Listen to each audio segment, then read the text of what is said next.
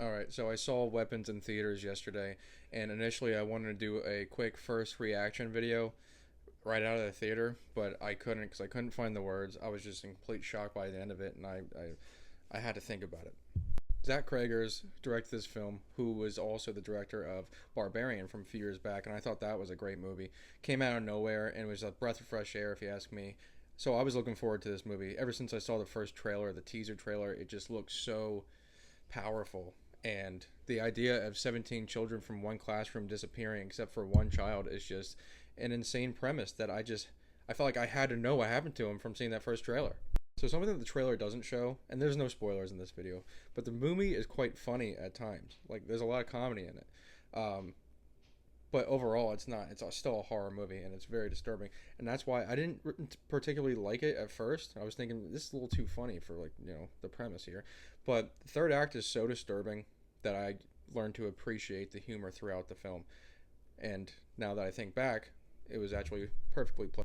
Kragers does what I think Osgood Perkins keeps trying to achieve, and I am not a big fan of Osgood Perkins. I didn't like The Monkey. Um, Long Legs was kind of a letdown. It wasn't a terrible movie. I liked it, but I was expecting to love it, like on this level. But Kragers just does this with, and he's not a one-trick pony. Barbarian was great. This is a better movie, and I just had an absolute blast watching it.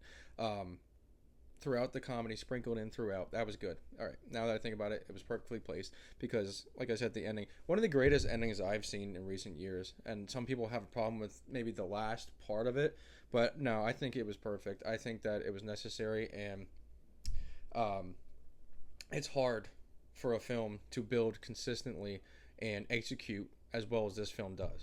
And it's nearly impossible for me to give you anything about the movie because it will be a spoiler. Everything about this plot is a spoiler. What happens to these kids, the reason behind it, what's going on throughout these different characters. Julia Garner and Josh Brolin are both fantastic in the movie, as well as other actors who were lesser known. The movie doesn't rely on jump scares. There may be one or two by my count that kind of had me like, a little bit, but there weren't anything crazy. There is a dead silence in certain scenes with no music. And by the way, the score of this movie is phenomenal, but there are certain scenes where it's just completely silent. You're in this theater, and it feels like you're in the movie with them, looking behind the corner, afraid of something jumping out, something ominous happening, sinister. I had goosebumps throughout this movie, and like I said, the payoff is perfect in my opinion. And right now, I mean, if you look at it, it's almost 200 reviews on Rotten Tomatoes, and it's like 97%. So there goes to show that critics and audience have the similar opinions. If you haven't seen this movie yet, it just came out technically today. I saw